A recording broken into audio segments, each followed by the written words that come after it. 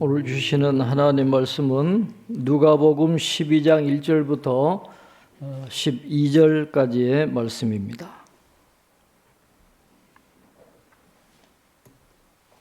누가복음 12장 1절부터 12절까지 말씀을 우리 함께 교독하겠습니다. 그동안에 무리 수만 명이 모여 서로 밟힐 만큼 되었더니 예수께서 먼저 제자들에게 말씀하여 이르시되 바리새인들의 누루 곧 외식을 주의하라.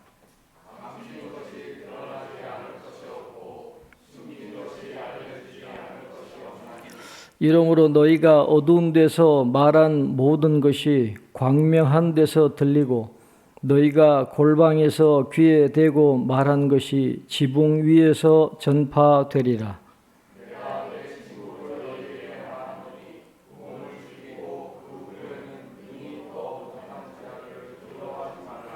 마땅히 두려워할 자를 내가 너희에게 보이리니 곧 죽인 후에 또한 지옥에 던져넣는 권세 있는 그를 두려워하라. 내가 참으로 너희에게 이르노니 그를 두려워하라.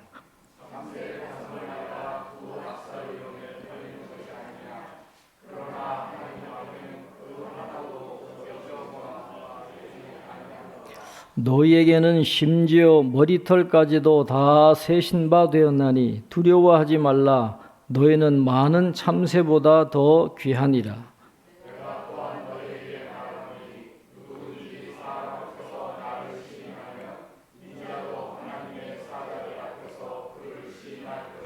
사람 앞에서 나를 부인하는 자는 하나님의 사자들 앞에서 부인을 당하리라.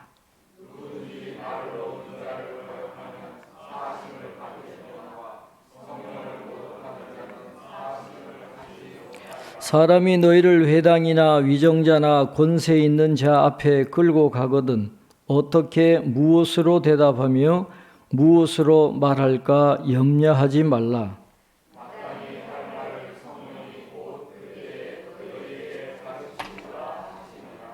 아멘.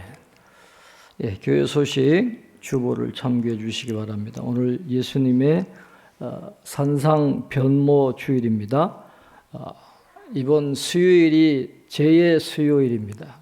그래서 사순절 이제 첫째 주간이 시작이 되겠습니다. 다음 주일에는 재직회가 있고 겨자시 작은 도서관 독서문화 프로그램이 3월 8일부터 4월 12일까지 매주 토요일 날 있게 되겠습니다. 3월 6일 날 신인성 이사하세요. 목요일 날 날씨 좋은 날씨 가운데 이사 잘 할 수 있도록 여러분 기도해 주시기를 바랍니다. 예수님께서 이제 마지막으로 예루살렘을 향해서 올라가시는 중에 사건들이 일어나고 있습니다. 사복음서에 나오는 이런 예수님의 발걸음은 그냥 단순하고 따분한 여행 일대기를 기록하려고 기록한 게 아닙니다. 예수님의 한 걸음 한 걸음, 본문에 나오는 사복음서에 나오는 이 모든 사건 하나하나, 예수님의 말씀 하나하나는 영적인 전쟁이 지금 일어나고 있는 겁니다. 사탄에게 빼앗겼던 그 수많은 백성들을 다시 하나님의 백성으로 되돌리려고 하는 그런 영적인 전쟁이 지금 일어나고 있는데, 이런 발걸음을 하다 보니까 이게 점점 이 대적하는 세력들과 이제 긴장이 점점 높아져 가게 되는 것이죠. 대표적인 사람들이 이제 바리새인들이죠. 이제 바리새인들과의 긴장이 이제 점점 이제 고조되어 가는 것을 볼 수가 있습니다. 바리새인의 초청으로 예수님이 이제 이 앞에서 보면 점심 식사를 하세요. 그래서 바리새인과 논쟁도 하시고 또 율법 교사와도 또 논쟁도 하시고, 그 동안에 그 바깥에 수만 명이 모였다 그랬어요. 1절에 보면 수만 명이 모여가지고 서로 이 밟힐 만큼 엄청난 사람들이 지금 예수님을 보려고 모여든 거예요. 이 바리새인과의 긴장은 높아가면 갈수록 이 백성들의 예수님의 기대 또한 높아집니다. 이제 예루살렘으로 올라가면 우리가 기대했던 이 메시아가 왕으로 등극하는 이런 놀라운 일이 이제 일어날 거다라고 하는 그런 기대를 가지고 수많은 사람이 이제 예수님을 쫓아갑니다. 그런데 오늘 본문에 보면 예수님의 1차적인 관심은 그 무리들에게 있는 게 아니에요. 예수님의 1차적인 관심은 제자들에게 있었어요. 오늘 이후로 여러분 말씀을 잘 보시면 예수님이 이제 먼저 제자들에게 말씀하십니다. 그 다음에 무리들에 대한 교훈이 나와요. 또 그 다음에 제자들에 대한 교훈이 나오고 이 무리들에 대한 교훈이 나오고 이 누가복음을 굉장히 이 질서정연하게 아주 구체적인 틀을 가지고 이 누가복음을 기록한 걸 보게 되는데 예수님이 지금 집중적으로 가르침을 주는 사람들은 제자들입니다. 왜? 이제 가르칠 기회가 없어요. 이제는 중요한 가르침, 마치 유언 같은 그런 가르침을 줘야 되기 때문에 먼저 제자들에게 말씀하세요.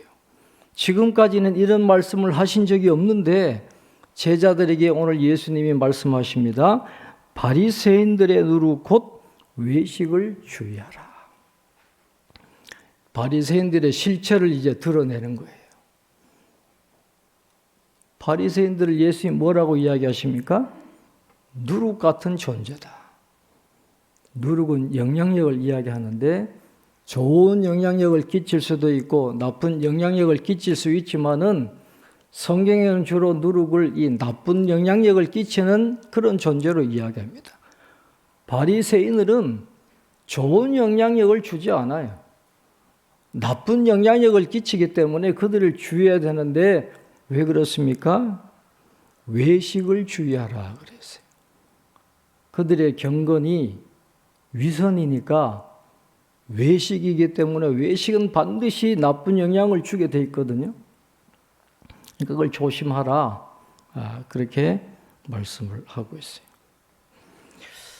헬라어의 이 외식이라는 말은 마치 배우와 같다 그런 뜻입니다. 배우처럼 지금 연기하는 것이지 이 본질적으로 그 사람들이 좋은 사람들이 아니라는 거예요. 좋은 사람처럼 배우처럼 연기를 하는 것이기 때문에 그런 외식을 따라가면 안 된다. 주의해야 된다. 예수님이 그렇게 말씀을 하고 있습니다. 미국의 유명한 정신과 의사고 또 크리스찬이시고 또 베스트셀러로 유명한 분이 있습니다. 모건 스캇 팩이라고 하는 아마 책도 많이 읽어보셨을 텐데 그분의 책 가운데 하나 제목이 거짓의 사람들이에요. 거짓의 사람들. 이 사람들은 이 악마와 같은 그런 사람들이기 때문에 상담으로 고칠 가능성이 전혀 없는 사람들이에요. 근데 이분이 크리스찬이라 그랬잖아요. 교인들 상담을 많이 하잖아요. 교회 안에도 그런 사람들이 많다는 거예요. 거짓의 사람들이 많다라는 거예요. 그분의 책에 보면 이렇게 이야기해요.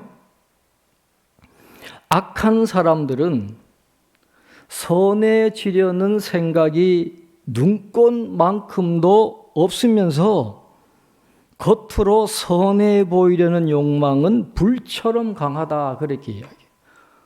선해지려는 마음은 없어요. 그런데 겉으로 선해 보이려는 욕망은 이 불처럼 강하다 그랬어요. 그들의 선함이란 모두 가식과 위선의 수준에서 선함일 뿐이다. 한마디로 그것은 거짓이다. 그들이 거짓의 사람들인 이유가 바로 여기에 있다 그랬어요. 이게 대표적인 사람이 누구예요? 바로 바리새인이란. 예수님 그걸 정확하게 꿰뚫어 보시고 그들의 외식을 주의하라 그렇게 말씀합니다. 왜 그렇습니까? 외식하는 사람들은 반드시 나쁜 영향을 주게 돼 있어요. 이 거짓의 사람들 책을 보면 이 아들이 우울증에 걸려가지고 이제 상담을 하러 왔어요. 형이 권총으로 자살한 그런 애인데 그 부모가 보니까 루터 교회를 다니는 겉으로 굉장히 착해 보이는 그런 부부인데 나중에 이분이 책에 그래요. 이 부모 같은 사람들은 상종도 하기 싫은 사람이다. 이 상담하는 분이 그렇게 이야기하는 거예요. 이 사람들은 이 겉으로는 선량해 보이는 교인이지만은 이 거짓의 사람들이기 때문에 그 아이에게 그런 악영향을 끼친다라는 거죠. 그러니까 위선은 반드시 악영향을 끼치게 되어 있습니다. 그러니까 이 바리새인들이 굉장히 선한 것 같고 뭐 경건한 것 같지만 그들의 외식이라고 하는 것이 이 유대 백성들에게 끼치는 악영향이 너무도 많은 거예요. 그러니까 예수님이 제자들에게 절대로 그들의 외식을 담지 마라, 주의해라 하는 것을 말씀을 합니다. 그러면서 예수님 말씀하시잖아요. 왜 외식을 주의해야 되느냐? 감출 수 있는 게 없다라는 거예요. 하나님 앞에서 감출 수 있는 게 없어요. 그들이 감추고 겉으로는 선해 보이려고 하는 그런 것들이 비밀스럽게 이야기하는 모든 내용들이 만천하에 드러날 것이기 때문에 외식을 하지 말라는 것이죠. 우리가 흔히 뭐 정치인들이나 이 연예인들이나 스타들을 공인이라 그러잖아요. 그러니까 공인으로서 뭐 파파라치가 쫓아다닌다든지 뭐 사생활이 보장이 안 된다든지 그런 어려움들을 감수하고 살아야 된다 그렇게 이야기하지만 오늘 이 말씀을 보면 저와 여러분 모두가 공인이에요. 하나님이 다 보고 계시니까. 하나님 앞에서 숨길 수 있는 게 없잖아요. 우리의 속과 겉의 모든 생각까지 다 아시는 하나님 앞에서 우리가 무언가를 감출 수 있다라고 생각하는 것은 그건 오산이다라는 거예요. 그래서 우리가 늘 그러잖아요. 코람데요. 하나님 앞에선 이 단독자로서 우리가 살아가야 되기 때문에 이 바리새인들 같은 그런 외식을 주의해야 된다. 예수님께서 그렇게 말씀을 하고 계십니다. 그런데 예수님이 바리새인들의 누룩을 조심하라고 말씀하셨지만은 그러나 바리새인들 때문에 앞으로 제자들이 당할 고난을 예수님은 너무도 잘 알고 계시는 거예요. 유대 사회의 실세들이 이 바리새인들이거든요. 이 사람들 눈 밖에 나면 살 수가 없어요. 힘들어요. 직장도 잃어버리고 핍박도 당하고 심지어는 목숨도 잃어버릴 수 있는 이 주류 사회에서 완전히 주변인으로 내몰려야 되는 그런 위험성이 뻔히 있음에도 불구하고 예수님은 그들을 주의해라. 그러면 예수님이 다 아시는 거죠. 앞으로 이 예수님의 말씀을 지켜나갈 제자들이 이 바리새인들이 권력을 잡고 있는 이 사회에서 얼마나 고통을 당해야 되는가를 너무도 잘 아시는 예수님이기 때문에 이 제자들을 격려하시는 말씀을 이제 쭉 하시는 거예요. 바리새인들에 의해서 어려움 당할 것이지만은 그러나 그 믿음을 지키고 외식을 따라가지 않아야 될 이유가 있다라는 거예요. 왜 그렇습니까? 오늘 4절 5절에 아주 중요한 말씀을 하십니다. 우리 4절 5절 우리 한번 같이 읽겠습니다. 내가 내 친구 너희에게 말하노니 몸을 죽이고 그 후에는 능히 더 못하는 자들을 두려워하지 말라. 마땅히 두려워할 자를 내가 너희에게 보이리니 곧 죽인 후에 또한 지옥에 던져 넣는 권세 있는 그를 두려워하라. 내가 참으로 너희에게 이르노니 그를 두려워하라. 아멘. 비록 바리새인들 때문에 핍박을 당하고 권세자들 때문에 몸은 죽을 수 있어요. 그러나 그들은 영혼을 어떻게 할 수 없다라는 거예요.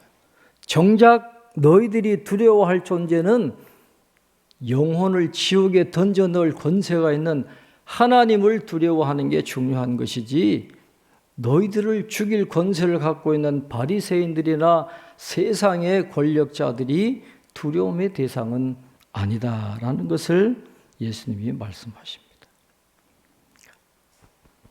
몸보다도 영혼이 잘 가는 게 더 중요하다는 것이죠. 순교하는 분들이 순교당할 때 암송했던 말씀이 오늘 5절 말씀이에요. 순교자들이 순교당하는 그 순간에 하나님의 말씀을 묵상하면서 이 순교를 당했는데, 오늘 이 5절 말씀을 묵상하면서 그들이 죽임을 당한 겁니다.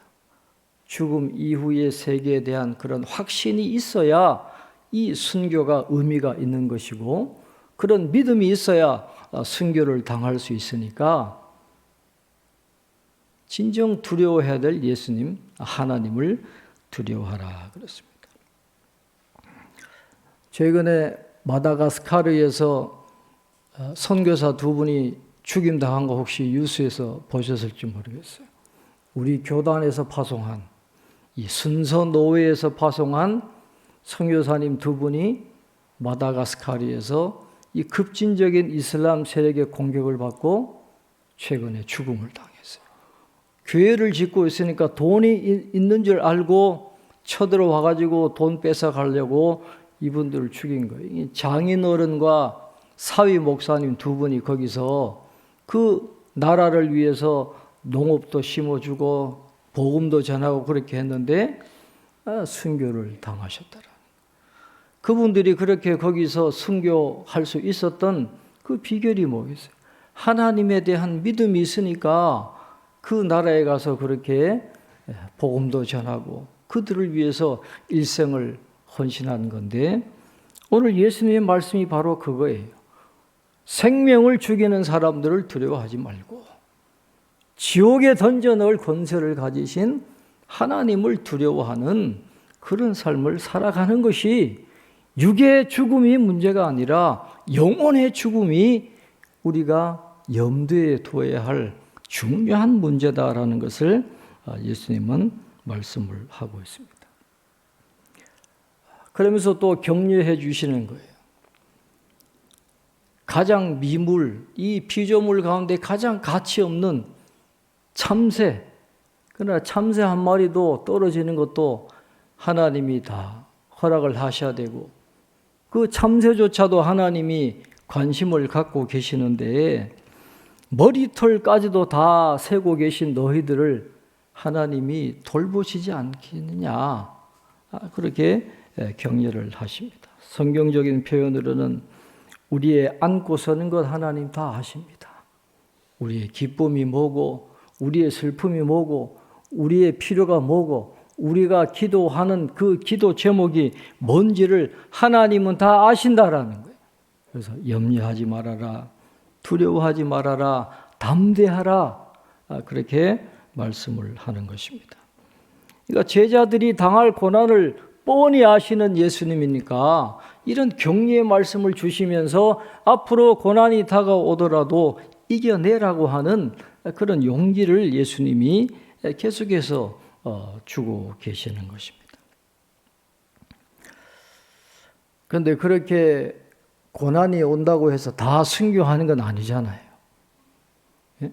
다 순교하는 건 아니에요. 그 엔도 슈샤쿠의 침묵의 배경이 되는 그 일본에서 순교당하는 그 천주교인들 이야기를 여러분 잘 들어보셨잖아요. 이 도쿠가와 이에야스가 들어오면서 천주교인을 엄청나게 박해합니다. 잔인하게 죽입니다. 그리고 성화를 딱 바닥에 깔아놓고 이 성화를 발로 밟고 예수님을 부인하면 살려준다 그래. 그렇지 않으면 다 죽여버린. 그러니까 수많은 사람이 그 성화를 밟고 나는 예수님을 모릅니다. 그리고 생명 유지한 사람들이 많아요. 심지어는 그들을 에게 복음 전하러 온 이 신부님조차도, 이 포르투갈 신부님조차도 성화를 밟고 예수님을 부인해가지고 그걸 정당화하는 또 문서를 만드는 그런 일도 일어나거든요.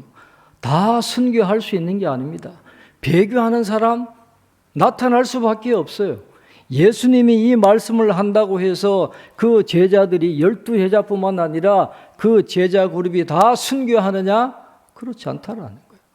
분명히 배교하는 사람들이 나올 거예요. 예수님 그걸 아시거든요.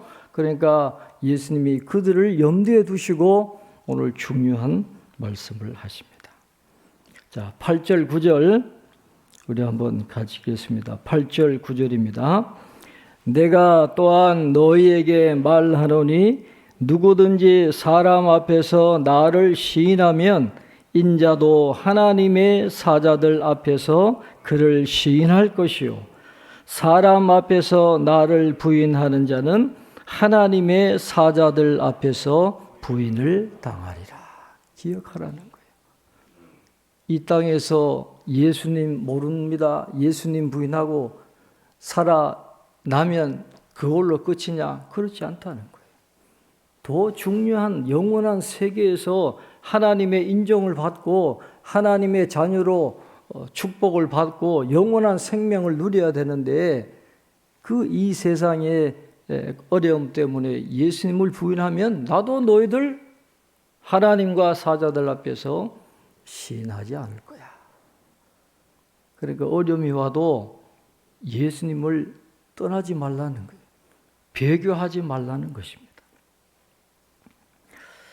여러분 요한계시록 2장 17절에 보면 버가모 교회에 주님이 이런 말씀을 하세요. 요한계시록 2장 17절에 이렇게 말씀합니다. 귀 있는 자는 성령이 교회들에게 하시는 말씀을 들을지어다. 이기는 그에게는 내가 감추었던 만나를 주고 또 흰 돌을 줄 터인데 그 돌 위에 새 이름을 기록한 것이 있나니 받는 자 밖에는 그 이름을 알 사람이 없느니라. 그랬어요. 핍박을 이기고 예수님을 부인하지 않고 이기는 믿음 지키는 그 사람에게 뭘 주신다라는 거예요? 흰 돌을 주신다. 흰 돌. 갑자기 웬 뜬금없이 흰 돌을 주실까? 흰 돌이 뭘 의미하는 걸까요? 이 G.K. 빌이라는 학자가 그 고대 근동의 모든 이 서류들이나 이런 것들을 다 연구하면서 결론을 내리기를 이게 법정에서 말이죠. 평결을 할 때, 마지막으로 평결을 할 때 흰돌과 검은 돌을 이 판사가 갖고 있는 거예요. 그래서 검은 돌을 주면 그 사람은 죄가 있는 거예요. 그러나 흰 돌을 주면 무죄 선언을 하는 겁니다. 검은 돌이 있으면 넌 죄가 있어 뭐 사형에 처하든지 감옥에 가든지 해야 되는 거예요. 그러나 흰 돌을 주면 너는 죄가 없어 자유의 몸이 된다라는 것이죠. 그러니까 하나님의 법정에서 흰 돌을 받는다라고 하는 것은 이 세상 법정에서는 예수님 때문에 검은 돌을 받을 수 있어요. 넌 죄인이야.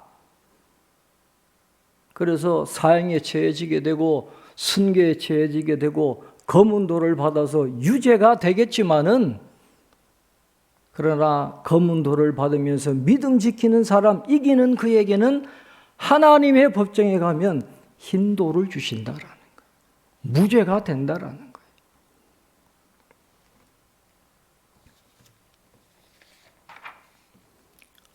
요한계시록 3장 5절에도 흰 돌을 받는 것과 비슷하게 흰 의복을 받는 장면이 나오거든요. 요한계시록 3장 5절에 보면 4대 교회에 이런 말씀을 하세요. 이기는 자는 이와 같이 흰 옷을 입을 것이요 내가 그 이름을 생명책에서 결코 지우지 아니하고 그 이름을 내 아버지 앞과 그의 천사들 앞에서 시인하리라. 그렇게 말씀하고 있어요. 황제 숭배할 때 황제에게 절하지 않고 우상의 음식을 먹는 잔치에 참석하지 않아 가지고 핍박을 받고 옥에 갇히고 순교당하는 그런 일이 있다 할지라도 하나님의 법정에서는 hin도를 받을 것이고 hin의복을 받을 것이고 주님이 하나님과 천사들 앞에서 우리의 이름을 시인해 주시는 그런 은혜를 주실 것이기 때문에 이 세상에서 어려움이 있다고 나를 버리지 말라는 거예요. 배교하지 말라는 거예요. 이기는 그에게 그런 축복이 있기 때문에 절대로 믿음을 떠나지 말라. 그렇게 말씀을 합니다. 그래서 예수님 때문에 어려움 당하고 이제 재판에 넘겨질 때가 있을 거 아니에요? 그럴 때 주님이 말씀하십니다. 염려하지 말라는 거예요. 할 말을 생각나게 해 주실 것이니까 걱정하지 말라. 하나님이 절대로 너희들을 혼자 버려두지 않을 것이다. 그렇게 말씀을 하고 있습니다. 12절에 보면 마땅히 할 말을 성령이 곧 그때에 너희에게 가르치시리라 하시니라. 성령께서 함께 하신다라는 거예요. 재판할 때 할 말을 주신다. 그러니까 염려하지 말라. 그렇게 말씀을 하고 있습니다. 이 말씀이 베드로에게도 이루어졌고 스데반에게도 이루어졌고 바울에게도 이루어졌어요. 사도행전 4장 7절로 8절에 보면 사도들을 가운데 세우고 묻되 너희가 무슨 권세와 누구의 이름으로 이 일을 행하였느냐? 이에 베드로가 성령이 충만하여 이르되 그랬습니다. 성령이 충만해서 말을 하니까 사도행전 4장 13절에 보면 그들이 베드로와 요한이 담대하게 말함을 보고 그들을 본래 학문 없는 범인으로 알았다가 이상히 여기며 그랬어요. 제대로 배우지도 못했는데 얼마나 말을 잘하는지 놀랐다 그랬어요. 누가 함께 하셨어요? 성령이 함께 하셨다. 스데반도 사도행전 6장 10절에 보면 스데반이 지혜와 성령으로 말함을 그들이 능히 당하지 못하여 그랬어요. 성령이 말할 걸 주신다는 겁니다. 디모데후서 4장 17절에서 바울은 이렇게 고백합니다. 주께서 내 곁에 서서 나에게 힘을 주심은 나로 말미암아 선포된 말씀이 온전히 전파되어 모든 이방인이 듣게 하려 하심이니 내가 사자의 입에서 건짐을 받았느니라. 주님이 우리와 늘 함께 하신다는 거예요.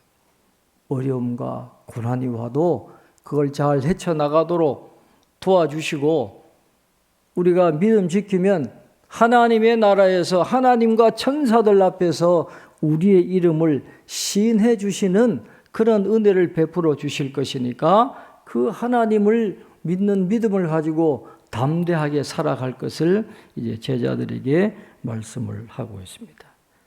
그 주님의 말씀이 오늘 저와 여러분에게 주시는 말씀인 줄로 믿습니다. 하나님 바라보고 참새보다 귀한 우리를 하나님이 그냥 버려두시겠어요? 주께서 내 곁에 서서 바울의 고백이 저와 여러분의 고백이 될 수 있기를 바랍니다. 나의 힘이 되신 여호와여, 우리 함께 찬양하시고 함께 기도하겠습니다. 하나님 도와달라고 함께 기도하겠습니다.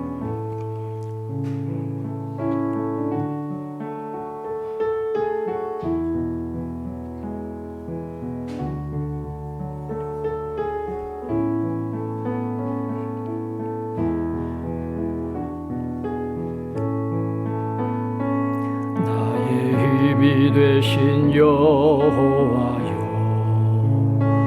내가 주님을 사랑합니다. 주는 나의 반석이시며 나의 요새시라. 주는 나를 건지시는 나의 주 나의 하나님, 나의 빛 다윗이요 나의 방 되시라 나의 하나님 나의 하나님 구원의 뿌리시요 나의 산성이라 나의 하나님 나의 하나님 그는 나의 여호와 나의 구세주 나의 하나님 나의 하나님 나의 하나님 그는 나의 여호와 나의 구세주 2절합니다 나의 생명이신 여호와여 내가 주님을 찬양합니다 주는 나의 사랑이시며 나의 의지시라 주는 나를 이끄시어 주의 길 인도하시며 나의 생의 목자 되시니 내가 따름 나의 하나님 손들고 나의 하나님 나의 하나님 생명의 면류관으로 내게 씌우소서 나의 하나님 나의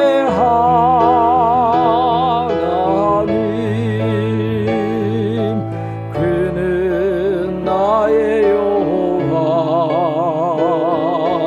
나의 구세 나의 하나님 나의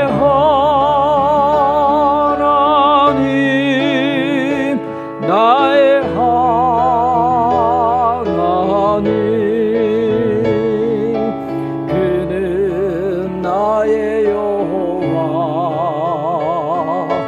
나의 구세주 주의 이름 3번 부르짖고 기도합니다.